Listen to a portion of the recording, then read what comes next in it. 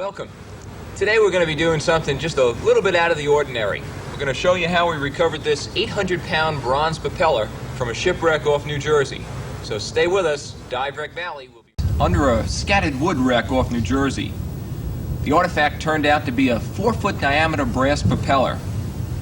Since the prop was still firmly attached at the time, all we did was photograph it, then continue our exploration. A couple of months back, however, I started to think about the possibilities of recovering the propeller. The first step was to go back and take some still photographs of the propeller. We were then able to calculate the weight of the propeller and the prop shaft to be around 1,000 pounds. This particular propeller was variable pitch and had a huge V-strut mounted aft of the prop. We unbolted and removed before we attempted to raise the propeller. After spending 4 working dives, Jerry Moran, who owns and operates the dive boat Leomar, successfully raised the 300-pound V-strut. Now all we had to do was figure a way to cut through the 4-inch diameter bronze propeller shaft. I phoned my friend Captain Steve Belinda from the research vessel Wahoo, who in turn contacted Captain Don Schnell. In order to perform the task at hand, Don lent us a set of underwater torches. Before I could do any cutting, I first had to learn how to use them. Thanks to Steve and his instructions, I was shown how in his driveway. What kind of torch setup is this again, Steve, and exactly how does it work? This is actually a Craftswell. It's Broco has one just like it, but this was built by Craftswell, the fellow right here in Long Island, a set of brothers. And what this is a magnesium. It's a tube with magnesium rods around the inside of it with a hole, and you strike up an arc with the oxygen on the magnesium. Once the magnesium gets going, it just excites itself and keeps going with the oxygen. You blow oxygen through the middle. Now, how is the arc strike? The arc is struck by using a 12-volt battery system off a car battery or a boat battery or something like that, and that's what you would use to start the arc like this. Okay. You burn a striker plate in the water with it. You have to bring a ground plate and a striker plate. They do have rods that have the self-igniting tips, but they're still having a problem with them. So this is definitely more dependable to use a striker system like a 12-volt battery, a 24-volt battery. You bring a striker plate down, you strike the torch on it until you get a hot spot, and then you hit it with oxygen like this. And once you get it, hit hot and burning, then you bring you over to your metal, and you start walking your metal through. Just like burning with a regular torch.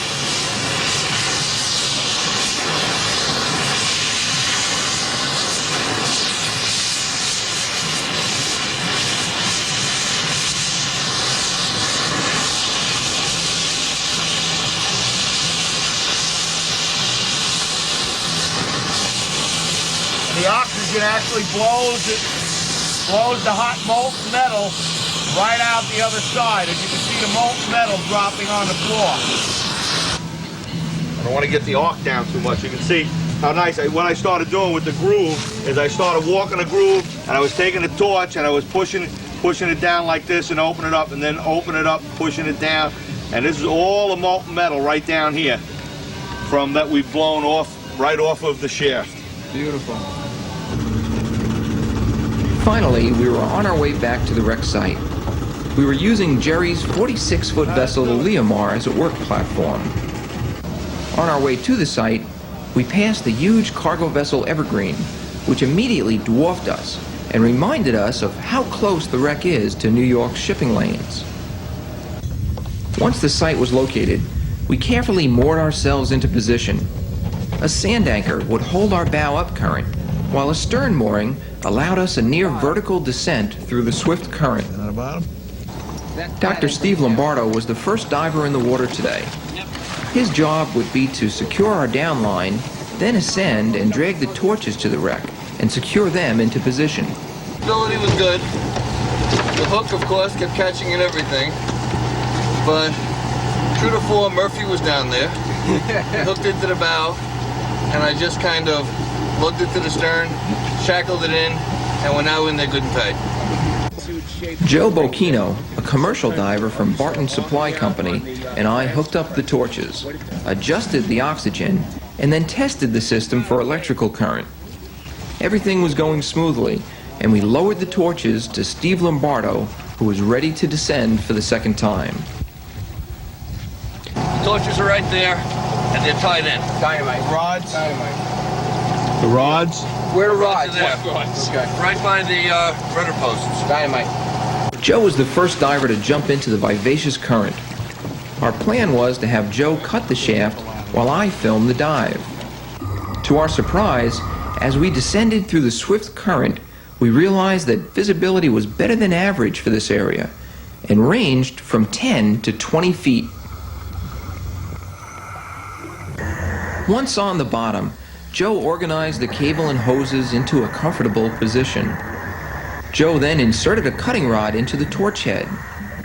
By striking the rod against the striker plate, the rod was ignited. The arc was almost blinding, and Joe had to utilize a handheld welder's mask in order to see the work area.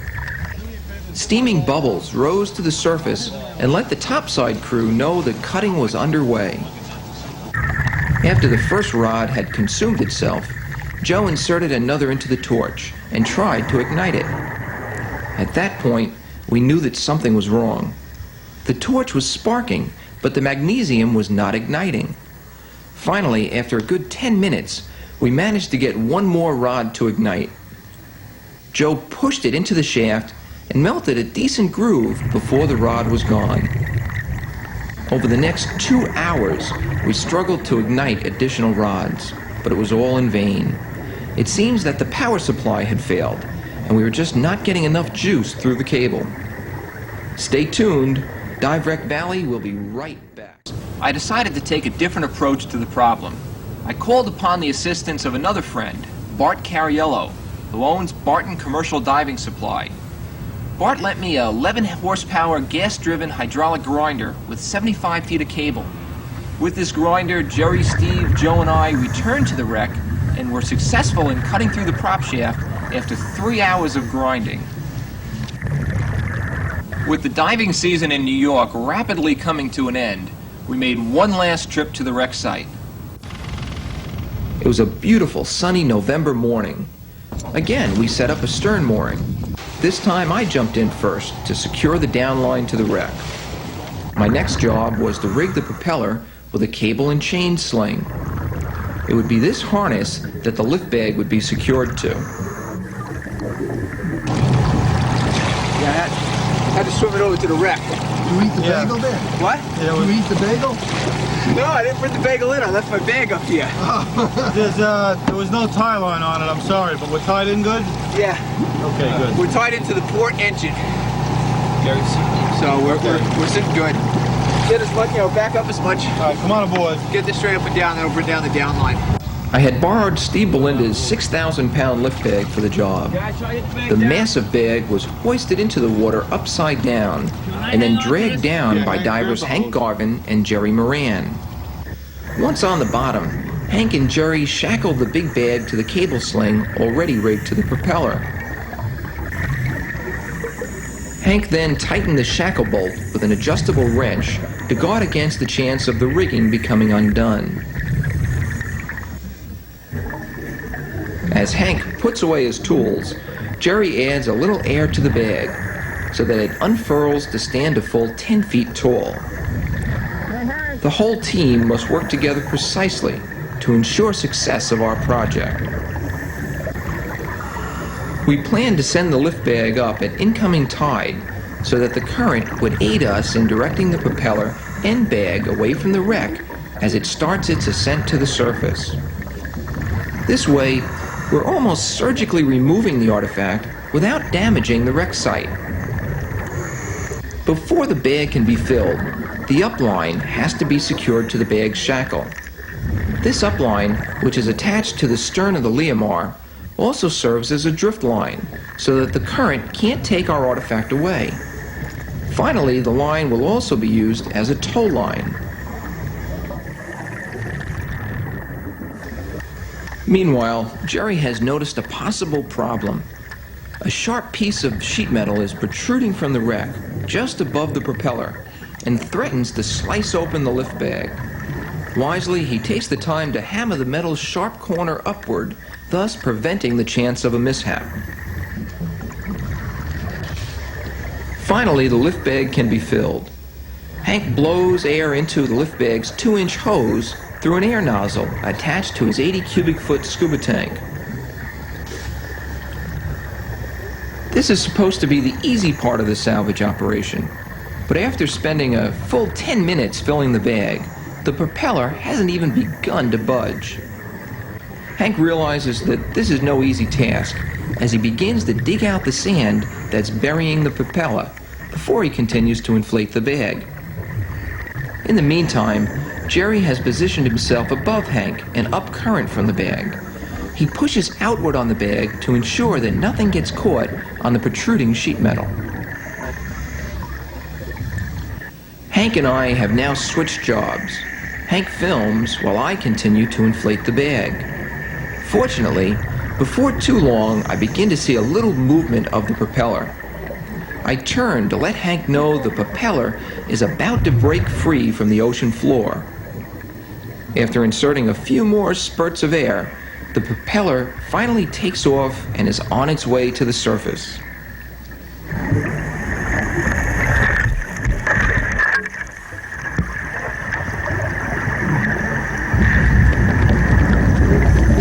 She's up! She's up!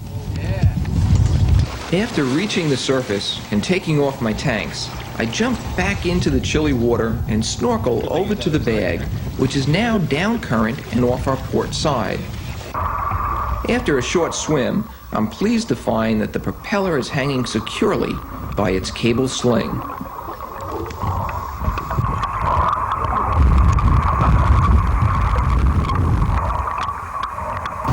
How many dives did it take to get this propeller?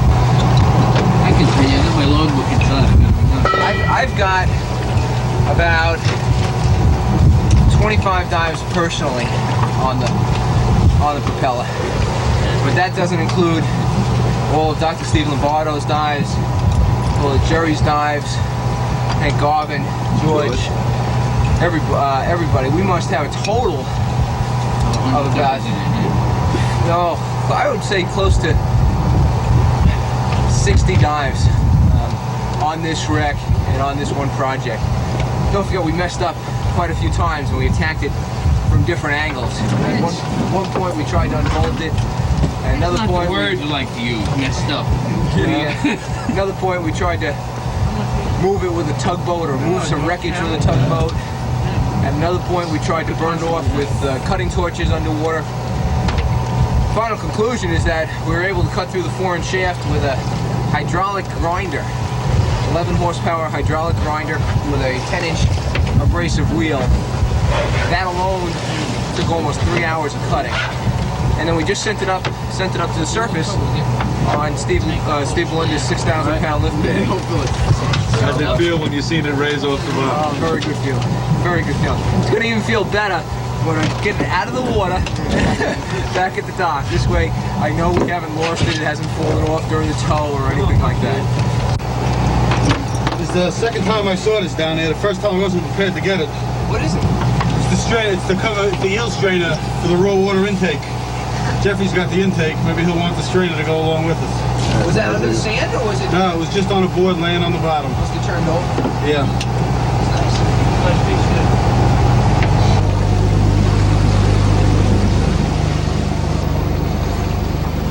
By noon, we were on our way back to Staten Island, dragging the lift bag behind the Leomar.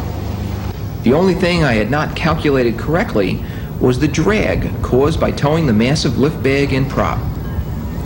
We tugged along at only 2 knots instead of the planned 6 knots, and therefore missed passing the inlet at high slack. We all had one more nervous moment when we realized that the propeller was suspended at least 10 feet below the surface. We had our eyes glued to the depth recorder as we went from 30 feet to 11 feet before getting past the sandbar and returning to deeper water. By late afternoon, we were finally approaching the dock back in Staten Island. Jerry had to utilize all of his years of experience and skill to navigate the Leomar while towing the lift bag down the long, narrow passage leading to his slip. We dropped off the bag near a lifting bay. Later, we pulled it into position by hand to be hoisted out of the water. A forklift was utilized for the lift. Once everything was in position, the propeller was raised out of the water.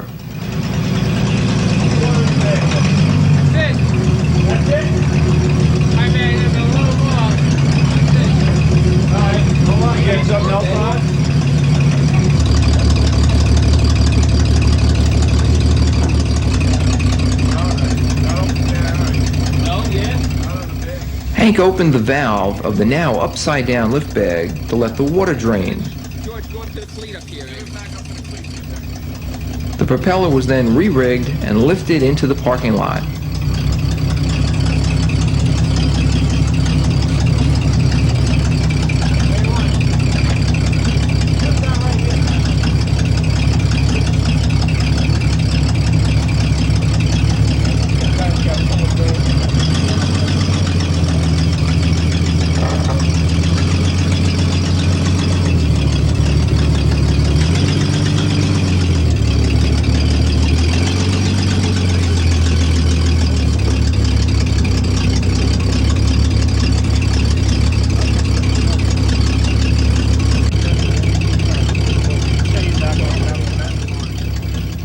After unhooking the lift bag and removing our extra rigging, we utilized the forklift once more, this time to transport the artifact into the back of my van.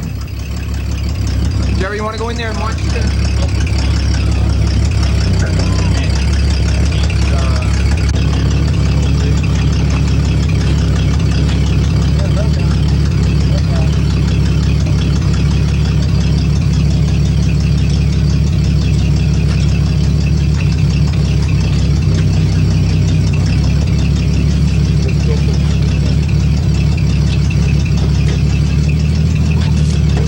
Hope these doors are gonna close. That one clears. Some guys really ham That's it all, up when folks. they know they're going to be on television. This project didn't end with the propeller's recovery. The next step was to clean and mount the prized artifact. I called my old friend Rick Schwartz, who brought over his sandblaster and went to work. The sandblaster is a great way to remove heavy incrustation and clean large items. But even with the sandblaster, many hours of hard work were needed to completely clean the propeller.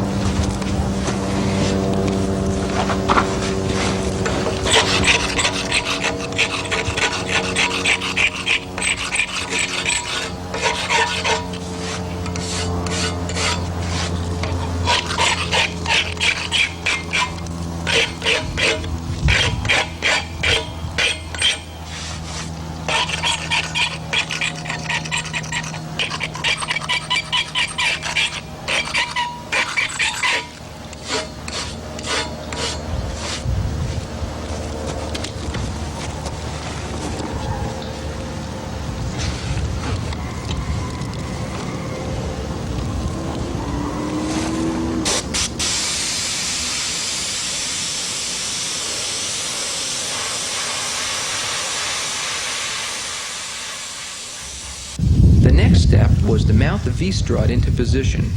I'm using a wood pile to support the backside of the shaft. The propeller is then rigged with a cable sling.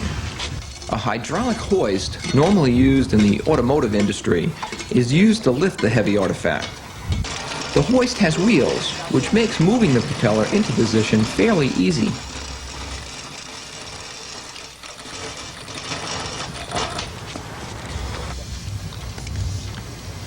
The 800-pound propeller is then carefully lowered into the V-strut and wood pile support brackets. Good.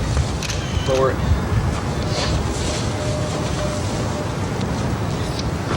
can't be this easy. Once all final adjustments are made, the bronze bearing cap is mounted on the V-strut. We are all surprised to discover that the propeller can still be You're turned. not going anywhere. Sandblasting was only the first step in the cleaning procedure. Rick now starts to polish the brass and bronze with a drill-mounted wire wheel. After the wire wheel polishing, we'll use a fine steel wool attached to the drill as a buffing pad to achieve the final luster.